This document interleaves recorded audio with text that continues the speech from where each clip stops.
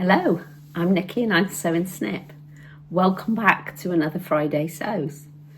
If you're a subscriber, thank you so much. I reached 1,000 subscribers. Actually, I woke up on the morning of my birthday and found I had 1,000 subscribers, which is absolutely fantastic because I'm approaching my 1 year birthday of vlogging. And my husband bought me the vlogging little kit for my birthday last year to give me a push to do it. So yeah, it was a great surprise to wake up on that day and have my 1,000 subscribers. Sorry if I sound a bit croaky. Hay fever season, really high tree pollen down here in Devon, down the bottom of the UK, for those of you that don't live in this country. Yeah, so we're right in the countryside, so I'm suffering a bit with my voice. And the more I talk, the croakier I got. So I have got a cup of coffee, just in case I need a drink. I've just finished work. So yes, it's been a hot day. It's very hot out there still. It's now sort of late afternoon. So I've been working, come home, because I was out working this morning. And I'm just thinking whether or not to go down to the allotment, but it's too hot yet. So I thought I'd pop on and just say hello to all of you first. So yes, as I said, been working today. So I am wearing I'm wearing a Naya T and a pair of jersey culottes. The culottes are the Amber Culottes, I think it is. It's an exclusive pattern from Minerva.com. And the top is a Naya T. I think that's Tammy Handmade. I will double check to make sure and put it in the notes. But yes, I wore this today. It's like secret pajamas. It's so comfortable. And surprisingly not too hot, I suppose, because it's also loose. It's quite nice when in this warmer weather. It's just a shock to our system to have this weather in April. So yes, so I'm digressing and waffling already. So since my last Friday Sews, as I said, thank you to everyone that followed me, subscribed, and for all of you that wished me happy birthday. So last week in my Friday Sews, I was saying that I was going away for the weekend because that was my birthday present. I didn't want anything in particular. I said I just wanted to relax and possibly go somewhere so that I could switch off, no housework, no cooking, nothing to do. So my husband took me away for Friday night, Saturday night, because it was my birthday on Saturday. So if you follow me on Instagram, you'll probably have already seen some photos that I've shared. We went to a hotel that overlooked one of my favourite beaches, about an hour's drive from home. So yes, we had a lovely view out over the beach. So I woke up on my birthday with the sound of the waves. Bit misty at times, but the sun did come out. And we had a lovely meal there on my birthday, and pictures of me wearing the dress that I'd made and shared last week. So I'll either add them in as I'm going, or I'll add a few photos at the end so you can see. So what have I been sewing since then? Obviously, up till my birthday, I was eager to get my birthday outfit done. But the rest of the time I've been sewing, I've been making bags. Now, the main one that I've been making is this one here. This is the Day-to-Day Duffel by Ellie & Mac. It comes in 3 sizes. I made the biggest size, and this was perfect for 2 nights away. I fitted everything apart from the spare pair of shoes I was taking. I fitted everything in this bag. It's got lots of pockets on the outside and the inside. And I just slot in. I did a little bit of footage while I was making it. I didn't do like a sew along, but I did a couple of little bits of filming just to show you stages that I'd got to in the process. So I'll insert that in now.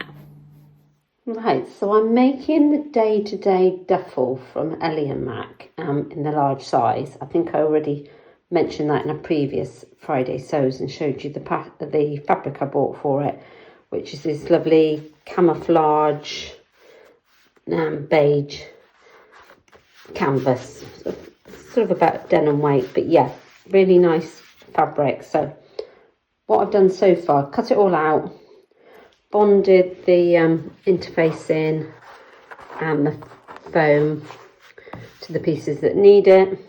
Then I've made up the different components of the pockets and things. Done a bit of piping.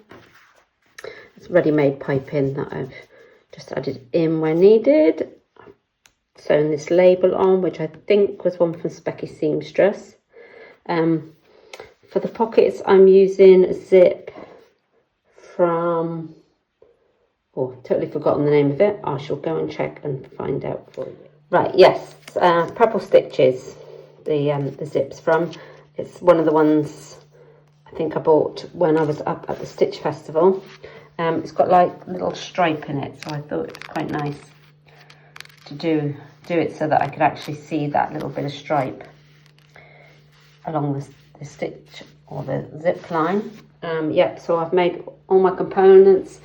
For my lining, I'm using a fabric that was just a fabric sample from curtains. When the curtain shop near us closed down, they sold off a load of their samples. So yeah, so that's just an offcut, but it was enough to do the lining. Again, I've done the pockets on this section. So that's all the bits and pieces done. Now I've got to attach the pockets and then put it together, and hopefully I'll show you at the end. So I've got the main body of the bag together and I'm sewing the lining. As you can see, it's not the easiest thing to fit on the table with my sewing machine. I've had a bit of a battle with the layers on these curved bits, but yeah, it's gone in all right.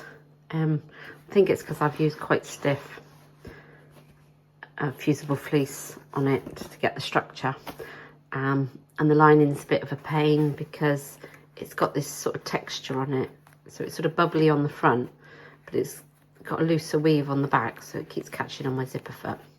So I'm just going to finish doing the lining now, and then it'll be time to turn the bag out, or buff the bag as they say, which may be a bit of a battle, and then I'll show you again afterwards. Right, so hopefully you've seen now the process of making this duffel bag. Now, I really enjoyed the process. Making all the different panels with the different pockets, I found that really interesting, seeing how each bit was put together, the structure of it. And then when I got round to the stage of putting it all together, I enjoyed it, but I did have a little bit of a battle. I think you'll have seen in one of the last shorter videos I did that obviously being so big and my workspace being quite small, trying to manhandle it in my machine wasn't easy. I think it was partly my own fault because I chose to make it in this twill, so it's a denim weight fabric, and then I backed it with interfacing and iron-on foam. So it's lovely because it's given that lovely structure, but it did make it a bit stiff to move around under the machine. And I also put a like a stiffener in the bottom as well, which was in there before I put it all together because I had to put the bag feet in, so that held it in place. So yes, it was just sort of trying to move it around, but I'm really happy with it. I love the finished look of it. The only thing I did slightly different was you should have had D-rings on either end, which you clipped onto, but I didn't have any here. I just had a square one and a slider, so I stitched the strap in on one end and put the square ring on the other. So that's the only change I made. The one mistake I did make was I followed step by step, interfaced everything, and then just when I was putting it together, I realised I'd used the non-woven interfacing rather than woven interfacing on the back of the fabric. I don't think it was needed for the actual strength, but the fact that the non-woven interfacing sometimes bubbles a bit when you have to breath the bag, which it has done slightly in places. There's little, I don't know if you can see it on there, but there's slightly little creases in the fabric where pulling the bag all through and squished up, the interfacing's gone slightly unstuck in places. But as I said, you know, that was my own mistake, and next time I'll remember which interfacing I was meant to be using. But yeah, great instructions. Really enjoyed making it. I'm going to make the smaller one as well. I'm thinking I might make the small one as more of a handbag, because I quite like the shape of it, and obviously with lots of pockets. I'm not sure you can sort of see inside, but there's 3 elasticated pockets along this side, and then a zip pocket on that side, and obviously you've got your zip pocket on the end and one in the middle as well, so you've got lots of different places to keep everything safe. So I thought making a small one in a quilting cotton shouldn't be as hard work sort of turning it in that if I don't put the foam and everything in. But yeah, I thought that might be quite a nice shape for another smaller one. Now I'm putting this Friday Sews out on the 2nd of May, and currently this bag pattern is on offer on Ellie and Mac's website. I think it's 65% off at the moment, which makes it under £3 for the bag pattern. So if you're interested, I'd be quick. The offer's on until next Wednesday. So if you fancy making one of these yourself, pop on there and you can have the pattern for, yes, £2 something. I can't remember exactly. But yeah, and it's because there's no great big pattern pieces, it's ideal for print at home. And yeah, it didn't take many pages to print and stick. So that was the main bag I was making. Now what I'll do is I'll put a picture in of me holding the bag in a minute so that you can see it against my body size.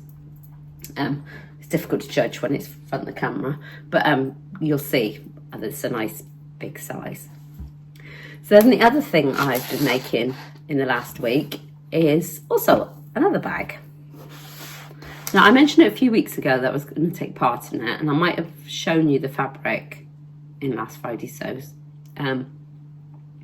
But Emma at Studio 77, she does a spring and autumn bag making challenge, which is totally free. It's on Facebook, and what she does is she comes on an hour a day during that week and gives you little bite-sized chunks that you can follow along, and you can follow along live. But if you don't make it live on the special Facebook group, you can go back and watch it later. So I managed to watch, I think, the first one live in my lunch break, but then very early lunch break. But then I caught up later on in the week, and she does a welcome meeting to sort of chat to everyone, so you can put comments, and then you follow along. And then at the end of the challenge, she does another live where you can all watch her, comment on it, and she does a prize for the person that's helped the most, person that's shared the challenge the most, all different things like that, and a random one for a bag that's been made. And I think she worked out that over 600 people had made one of these pouches during this live challenge with her. So I'll show you mine. Here it is. Now this is a box pouch. The pattern is available to buy on Studio 77, so you can still buy the pattern even if you didn't join the challenge. But with the pattern you get written instructions. The idea of the challenge was you got sort of a sew along with it as well. I think if you become a member of the Studio 77 club, then you still get the videos with it as well. So yeah, here's my boxy pouch. And you see I've got my pink polka dots inside. The zip's got, I don't know if you can really see the detail, it's got little stars on it, and a nice little label. That was from Studio 77 as well. These were all, this was made out of all the hardware and things, and actually this metallic fabric was from one of the bag makers boxes from Studio 77. So she does a monthly subscription for bag makers box. It's not a kit, it's just different hardware and fabrics and suggestions and ideas for making bags.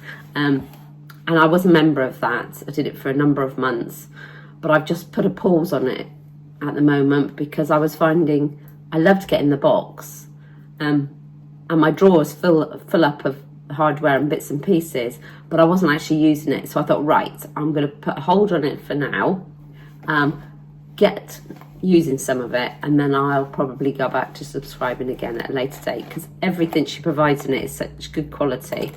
All the different zips and zip pulls, there's a different colour theme every month.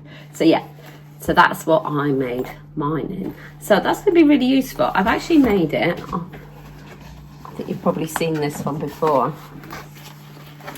I made it to match my Divide and Go, which I made it a while back. Again, with, got the pink dots inside. It's meant to have these pockets on the outside. They're meant to go on over the straps here. But I love the look of this metallic fabric so much, I didn't want to spoil it. So I decided to put the little pockets on the inside. Still got the mesh pockets on the ends. And then you can make a detachable divider that goes in it, so that you could use it to carry like 6 coffee cups in, because they've got the dividers in it. But I tend to use it for my current project or the next bit of fabric I'm going to use, hence that's in there, because I'm planning to use that one next. But yeah, I thought that was great to match that one, because I can put all my little sewing tools in there. And if I actually get around to going to a social sewing session, I shall have everything all coordinated. So yeah, so that's it for now. I have started my blouse for Sew April blouse. I know I'm filming this on Wednesday, and today is the last day for that to be entered. I've just got to do the finishing details of that, but I'll share that next week, because yeah, it's not finished yet. I shall put some photos in of my duffel bag so you can see better in some photos of the different pockets. And as I said, I'll add some photos of me at the weekend and the lovely walks we did. But that's it for today. Quite a short one, but yes, that's been my main things for this week.